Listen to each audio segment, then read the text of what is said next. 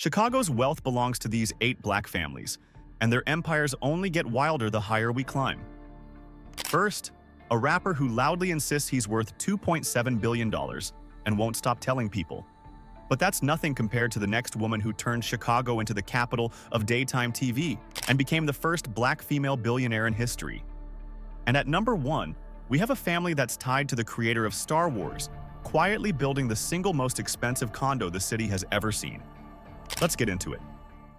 Number 8, the Thompson family.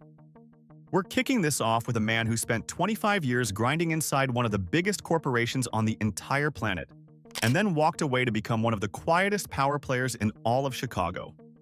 Don Thompson grew up on Chicago's South Side, earned an electrical engineering degree from Purdue, and then joined McDonald's. Now, plenty of people work at McDonald's. Very few climb all the way to the top and become president and CEO of the whole global machine. Don did exactly that, which also made him one of the first black CEOs to ever run a Fortune 500 company. Just sit with that for a second. From the South Side to the corner office of one of the most recognized brands on earth. But here's where the story gets good. Most people would take that win, retire to a beach somewhere, and never look back. Don did the opposite. In 2015, he and his wife Liz took everything they'd learned running a global empire and launched Cleveland Avenue, a Chicago investment firm hunting for the next big thing in food and consumer brands. And they found it fast.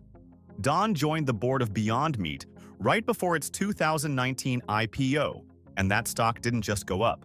It exploded 163% on day 1, the biggest first-day pop of any major U.S. IPO since the 2008 crash. Overnight, the family's stake ballooned. Now here's the part that actually matters. Instead of pocketing it all, they built a $70 million fund called Cast US, aimed squarely at backing minority and women-led startups on the same South and West Sides Don came up on. No flashy press tour, no mansion tours, just quiet money flowing right back into the neighborhoods that made him. Their fortune sits somewhere between $100 and $150 million. Modest next to what's coming. But that low-key give-it-back style? That's the whole blueprint for this list. And speaking of quiet money, our next man built an empire out of thousands of buildings you've walked past your entire life without ever knowing who owned them. Number 7, the Higginbottom family. Number 7 is a name you have almost certainly never heard, attached to a real estate empire that's been silently reshaping entire Chicago neighborhoods for over 40 years. Elsie Higginbottom is another Southside kid who learned the game from the inside, spending 18 years at a major firm mastering the art of real estate finance. And when I say he mastered it, I mean it. For 12 straight years, he ran a division pushing out $50 to $100 million in annual loans. So in 1983, he bet on himself and founded East Lake Management. It grew into the largest minority-owned real estate firm in the entire state of Illinois. He even became the first minority developer to put up high-rises in the Chicago Loop and River North, rooms where, at the time, black developers simply were not allowed to play. Today, his portfolio runs deep, over 10,000 residential units, more than 35 commercial properties, a contracting firm landing major jobs all over Cook County, and serious political muscle, including a stint chairing the Illinois Sports Facilities Authority. The family fortune sits between $150 and $200 million, built almost entirely on the unglamorous, wildly profitable business of controlling where thousands of people live. But let's keep it real, because this crown has thorns. When your empire is built on affordable housing, you live permanently under the microscope. East Lake oversees so much low-income housing, including the 750-unit Lawless Gardens complex in Bronzeville, that the company has collected over $100,000 in fines from Chicago's housing court over the years. That's the brutal tension of this entire business. You provide homes for people the market ignores, and in return, you become a permanent target for every regulator in the city. It's a tightrope walk, and Higginbottom has stayed on it for 4 decades. Elsie and his wife Deborah raised 4 kids, and the family funds scholarships for underrepresented students to this very day. Ownership, then giving the next generation a ladder up. You're going to see that pattern a lot. From buildings most people never notice, let's jump to a name absolutely everyone knows. a Hall of Fame athlete who quietly turned a jump shot into ownership stakes across 2 entire professional leagues. Number 6. The Wade family. Number 6 belongs to a man whose name is stitched into Chicago basketball history, even though the biggest years of his career happened 1,000 miles away. Dwyane Wade grew up in Robbins, a South Side suburb, and honestly, Chicago made him long before he ever suited up for the Bulls near the end of his career. But forget the highlight reels for a second, because Wade's real power in this city today is about ownership. In 2023, he bought a piece of the WNBA's Chicago Sky at an $85 million valuation. And this isn't some name-on-paper deal. He's personally funding a brand new state-of-the-art practice facility on the South Side and fighting to expand health resources for the players. He's also a minority owner of the NBA's Utah Jazz. Speaking of never forgetting the grind that got you where you are, that is what pulled someone on our team to the Pulse R8 Smart Ring. It tracks your heart rate, your sleep, and your workouts straight from your finger. A week on a single charge, 100 days with the case, and it's fully waterproof. The part that got us was the price. Under $40, a fraction of what the big-name rings cost, because it comes direct instead of through the retailers that mark everything up. If you're watching on your TV, pause and scan the QR code on screen with your phone camera, or tap the first link in the description. Now, back to the jaw-dropping numbers behind everything he earned on the court. Now, across his legendary career, Wade pulled in over $167 million in salary alone. Stack a lifetime equity deal with the sportswear brand leaning on top of that, plus a sprawling media and consumer empire, and you land on a family fortune somewhere between $170 and $200 million. But the Wades were never just about the money. Married to actress Gabrielle Union, Dwyane has built what's basically a bi-coastal media dynasty. His young daughter, Kavia, is already an investor in a pro women's soccer team, which is frankly a wilder resume than most adults have. His son, Zaire, is chasing his own pro basketball dream under his dad's wing. And then there's the story that means the most. The Wade family has become one of the most visible, fearless advocates for LGBTQ rights anywhere near this wealth bracket, driven by their love for Wade's daughter, Zaya. Together, they built a support network for queer youth in partnership with the Human Rights Campaign. That's a level of public openness you almost never see from a family sitting on this kind of fortune, and they wear it with pride. Sports and heart carried us here. Now let's meet a private equity pioneer who built one of the most powerful firms in the country, a firm most people outside of Wall Street have never even heard whispered. Number 5. The Primo family. Coming in at number 5 is a family whose name carries enormous weight on Chicago's LaSalle Street, and almost none on social media. And that's exactly how they like it. Quentin Primo III was raised by an Episcopal bishop, earned his MBA from Harvard, and in 1992 co-founded a firm built on a contrarian idea. While every big institutional investor was ignoring dense, underserved urban markets, Primo ran straight toward them. That bet became legendary. Under his leadership, the firm has overseen somewhere between $14 and $15 billion in real estate deals, making it one of the largest minority-owned investment managers in the entire country. And the man has a gift for timing. Back in 2000, he launched a real estate fund that pulled in $115 million in its very first month. He scooped up the Baldwin Hills Crenshaw Plaza in Los Angeles and proved an undervalued urban mall could out-earn the national retail average. By the mid-2000s, his firm, Capri, was managing roughly $3.7 billion in assets. Then, between 2019 and 2021, he pulled off a masterstroke, cashing out $2.7 billion from his core portfolio right before pivoting the family's money toward fresh development. Right now, he's at the center of one of the biggest urban experiments in the country, transforming Chicago's struggling LaSalle Street financial canyon into an actual residential neighborhood where people live. The family fortune sits around $300 million, and their life reflects old money Chicago at its most refined, based out of the exclusive suburb of Lake Forest. His wife Diane was a top executive at a major tech company. Their social circle includes Nobel laureates and global finance titans. But the family never forgot the ground floor. Their philanthropy is anchored by a West Side shelter for homeless women and children, founded by Quentin's own father decades ago. So that's finance done with quiet refinement. Our next family does finance with a swagger so real, it once left Michael Jordan absolutely fuming on a basketball court in Las Vegas. Number 4. The Rogers family. Number 4 is, no exaggeration, black finance royalty in Chicago. And the proof shows up in 2 places: the balance sheet and a basketball court where he humbled the greatest player of all time. John W. Rogers Jr. was practically raised inside excellence. His father was a judge, and his mother was the first black woman to ever graduate from the University of Chicago Law School. So at just 24 years old, John founded Ariel Investments in 1983 and grew it into one of the largest black-owned money management firms in America, at times handling $16 billion. His whole philosophy is patience, symbolized by Ariel's tortoise logo. Slow and steady devours the market.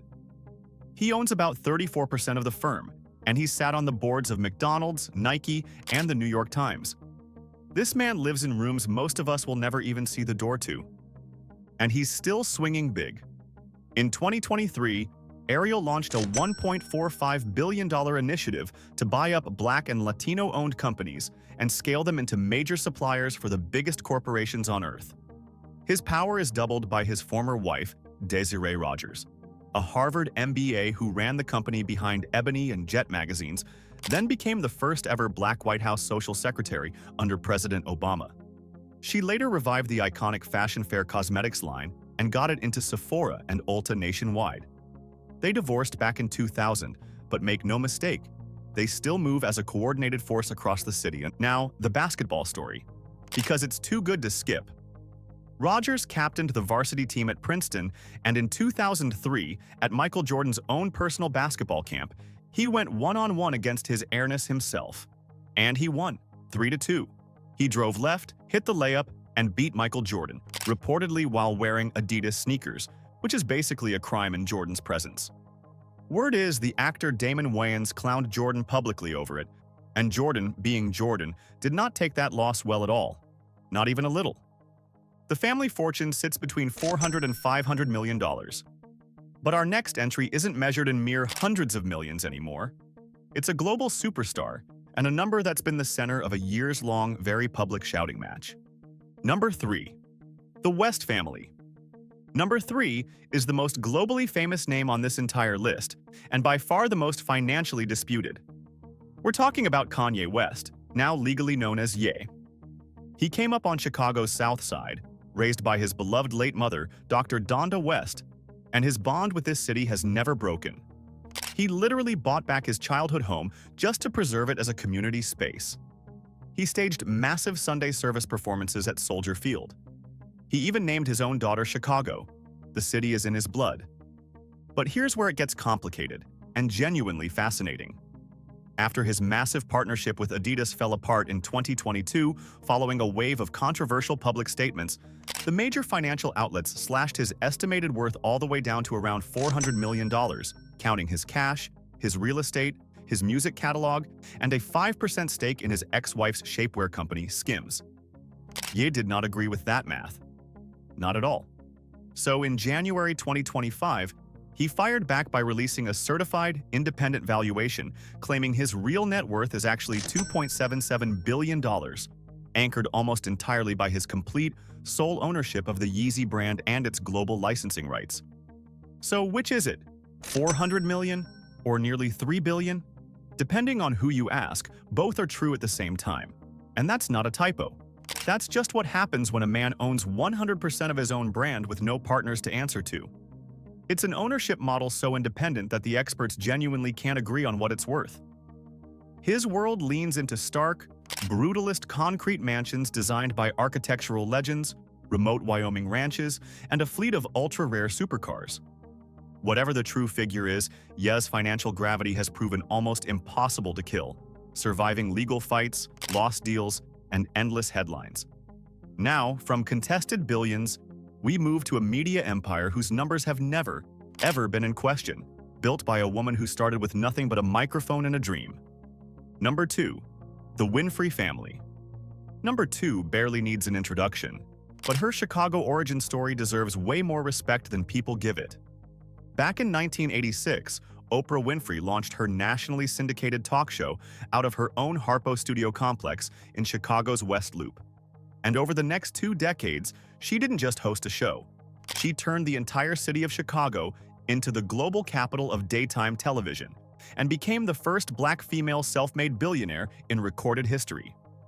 For years, her Chicago home was a jaw-dropping duplex penthouse near the top of Water Tower Place, which she built by buying 4 separate luxury condos and combining them into one sprawling mega unit before finally selling the whole thing off in 2015. But here's the single most important decision she ever made, and the reason she's a billionaire while other TV stars are not. Oprah kept ownership of everything. While the industry expected her to just be the talent, she seized control of her own show, the syndication, the distribution, the licensing, all of it.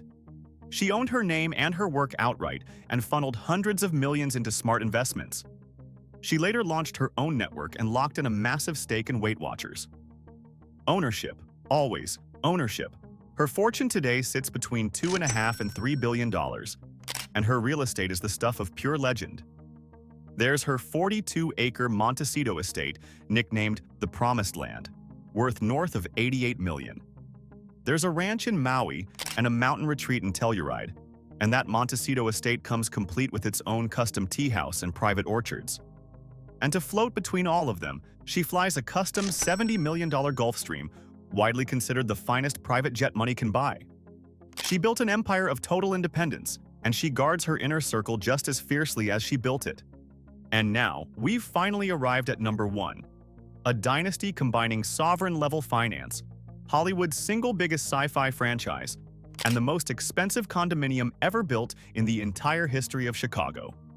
Number 1. The Hobson-Lucas family. At the very top of this list sits a dynasty that quietly outranks every single name we've covered so far, combined. And it starts with a woman who came from almost nothing. Melody Hobson was raised right here in Chicago, the youngest of 6 kids in a financially unstable single-parent home. There were evictions, there was real struggle. But after graduating from Princeton in 1991, she joined Ariel Investments as an intern. Yes, the very same Ariel from John Rogers back at number 4. And she methodically climbed all the way to the top to run the firm alongside him. Then she made history, becoming the first black woman to ever chair a major S&P 500 company when she took the helm at Starbucks. She also sits on the board of JP Morgan Chase. On her own, she is one of the most powerful executives in America. And then you add her husband, billionaire filmmaker George Lucas, the creator of Star Wars. Now you're operating on a completely different planet of wealth. Right now, this family is literally building the most expensive condo in Chicago history. They bought the 65th floor penthouse at Park Tower back in 2015 for $18.75 million. Then in 2023, bought the unit right below it from Citadel founder Ken Griffin for another $11.2 million. Now they're fusing the 2 floors into a single 16,000 square foot mansion in the sky, projected to cost a record-shattering $33.5 million. The combined family fortune sits between $5.5 and $6 billion, anchored largely by George's historic $4 billion sale of Lucasfilm to Disney. And they don't just sit on it. In 2022, Melody joined the elite ownership group that bought the NFL's Denver Broncos. Their real estate stretches from the legendary 4,700-acre Skywalker Ranch in California, all the way to New York, France, and Italy. And through their family foundation, they've given hundreds of millions to fund a college at Princeton and to build the Lucas Museum of Narrative Art right on Chicago's lakefront. Finance royalty, Hollywood royalty, NFL ownership, and a literal museum bearing their name. That is what number 1 looks like. So there you have it. 8 black families who didn't just get rich in Chicago, they took ownership of it, in every sense of the word. And did you catch the real thread running through all of them? It was never just about the money. It was about control. Owning the firm, owning the brand, owning the intellectual property, owning the buildings, and then deliberately pointing all of that power back at the South and West sides that raised them. From a McDonald's boardroom to the Star Wars empire, these families rewrote what black wealth in this city actually looks like. So let us know down in the comments which of these families genuinely surprised you the most, and which story hit you the hardest. If you made it all the way to the end, you're exactly the kind of person we make these for. So do us a favor, drop a comment, hit that like button, and subscribe to Black Status. We'll see you on the next one.